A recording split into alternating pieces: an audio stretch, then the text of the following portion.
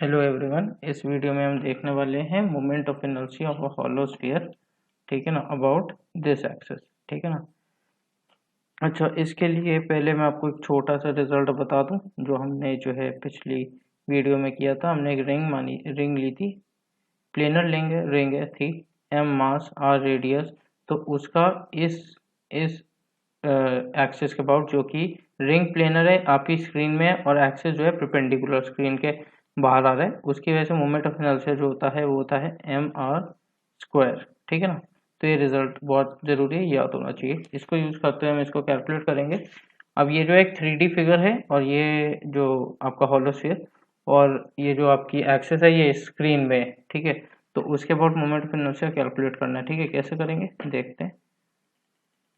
ये ठीक है। अब मानो मैंने इसे जो है दो हाफ हॉलोस्फीयर में वो कर दिया। ठीक है, सेमी हॉलोस्फीयर्स में वो डिवाइड कर दिया। और यहाँ पे जो है मैं क्या किया, मैं यहाँ से थीटा उस पे किया। ठीक है, थीटा एंगल सबटेंड किया और उससे डी थीटा और ऊपर गया।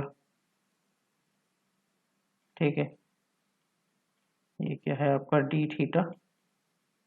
ठीक है, डी थीटा है ऑलमोस्ट टेंडिंग टू ज़ीरो। ठीक है, almost tending to zero radians. और यहाँ पे अब आप देखोगे क्या होगा, यहाँ पे एक रिंग बन जाएगी। ठीक है, रिंग बन जाएगी। हाँ, इसका जो आपका हॉलो स्फीयर है उसका मास m है और रेडियस कितना है r है। ठीक है, ये दिया हुआ है आपको। अब क्या भैया, अब ये जो रिंग बनी, इस रिंग को देखो, अगर आप ऊपर से देखो ये आपको रिंग कुछ ऐसी दिखेगी। ठीक है, क्योंकि हो सकता है आपको ये लगे कि भाई ये तो रिंग कैसी है, थोड़ी इस टाइप की है। ठीक है ना, इस टाइप की। ये इस टाइप की नहीं है, क्यों नहीं है, क्योंकि डी थीटा जो है ऑलमोस्ट जीरो को टेंड कर रहा है। ठीक है ना, तो बहुत पतली रिंग है ये। ठीक है, ये हम पहले भी बात कर चुके हैं पिछली वीडियो में इस बारे में, कि जब डी आर जीरो को टेंड कर रहा होता है तो हम उसको रिंग मान सकते हैं। ओके, तो अब इसके लिए हम क्या करें, इसके लिए पहले हम इसका जो है मास निकालना पड़ेगा हमें इस रिंग की वजह से। उसके लिए हमें पहले सिग्मा कैलकुलेट करना है। सिग्मा क्या है, मास पर यूनिट एरिया।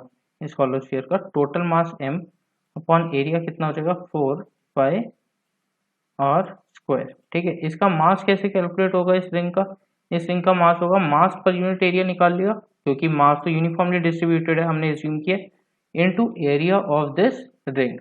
ठीक है, इस रिंग का एरिया कितना हो जाएगा भाई, भाई देखो, हम जब हम जब इस सिग्मा को इस रिंग के सिग्मा क्या, मास पर यूनिट एरिया, यानी कि हर पर यूनिट एरिया आपने मास कैलकुलेट कर लिया, इनटू इसका एरिया निकाल लोगे। ठीक है, तो आपको क्या आ जाएगा, एरिया ऑफ दिस रिंग आ जाएगा। बस इसके एरिया के लिए क्या करना पड़ेगा आपको, ये रेडियस है जो हम अभी कैलकुलेट करेंगे कितना होगा। अगर ये रेडियस है आर, ठीक है, यहाँ से स्फीयर का रेडियस, तो इसकी विड्थ कितनी हो गई ये। ठीक है, ये हो गई आपकी डी थीटा, यहाँ सब टेंड हो रहा है।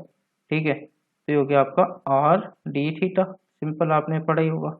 ठीक है, अगर हम थीटा सब टेंड करते हैं, ठीक है, ये आर जो होता है रेडियस होता है, तो आर्क लेंथ कितनी हो जाती है, आर इंटू थीटा। तो उस हिसाब से ये कितना हो गया, आर डी थीटा। तो ये तो हो गई इसकी विड्थ, कितनी हो गई, आर डी थीटा। अब आपको निकालना रेडियस, रेडियस कितना हो जाएगा भाई, ये आप ये देखो रेडियस क्या है, यहाँ इस एक्सिस से लेके यहाँ तक का डिस्टेंस, मैं दूसरे कलर से बनाता हूँ आपको अच्छे से समझ आएगा ज़्यादा, वो है ये।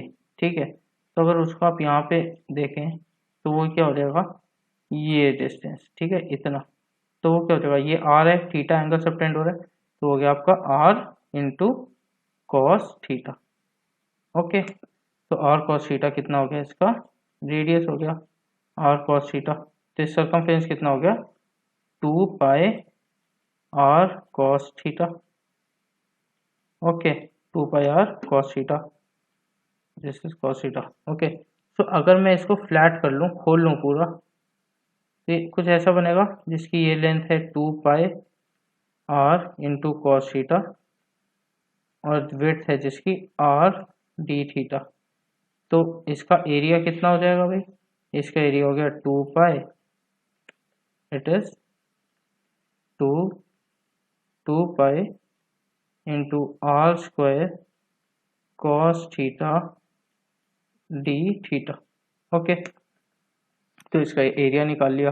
तो इससे हम जो है इसका डीएम मास कैलकुलेट कर सकते हैं। वो हो जाएगा आपका 2 pi r square into cos theta d theta into sigma.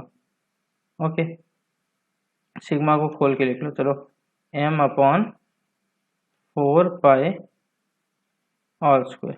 ठीक है, तो ऑल स्क्वायर से ये ऑल स्क्वायर गया, पाई से पाई गया, ये 2, ये 2, तो आपका डीएम जो आ गया वो आ गया m/2 into cos theta d theta, cos theta d theta. Okay, so this is your dm, m/2 into cos theta d theta.